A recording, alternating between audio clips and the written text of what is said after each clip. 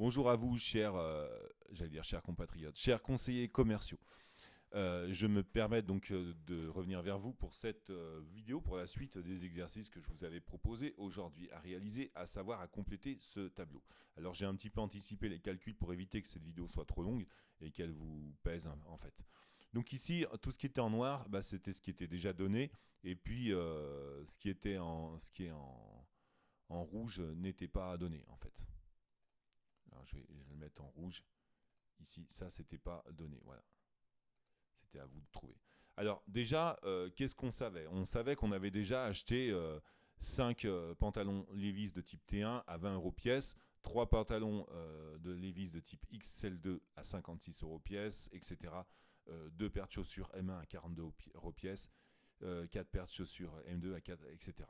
Donc ici déjà on peut connaître les valeurs en face. On sait que comme on a acheté par exemple 5 pantalons à 20 euros, ça fait donc 100 euros. 5 fois 20, 100. 3 fois 56 donne 168. 2 fois 42, 84, etc. Donc ici on a rempli les valeurs ici. Par contre là on ne sait pas. Parce qu'ici on n'avait pas la quantité, on ne la connaissait pas. Alors quand on ne sait pas, on peut appeler ça X ou N. Ici j'ai mis N. Ça veut dire qu'on a N pantalons Levi's XL3 achetés à 65 euros pièce, puisqu'on ne sait pas. Donc ici, comme on en a N, le résultat, ça nous a coûté 65 fois N. 65 euros pièce fois le nombre de pantalons, ça nous donne le prix ici pour les pantalons. Maintenant, ce total global, là, on va en faire la somme.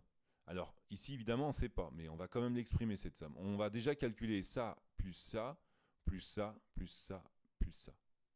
Ça, c'est égal, j'ai fait le calcul, c'est égal à 796. Donc finalement, tout ça, c'est égal à 796 plus cette quantité-là qu'on ne connaît pas encore, 65 N. Vous voyez, simplement, on refait le fil du truc. Donc tout ça, c'est égal à 796 plus 65 N. C'est mon total.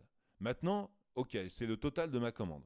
Maintenant, je sais aussi une chose, c'est que j'ai commandé en tout combien d'articles?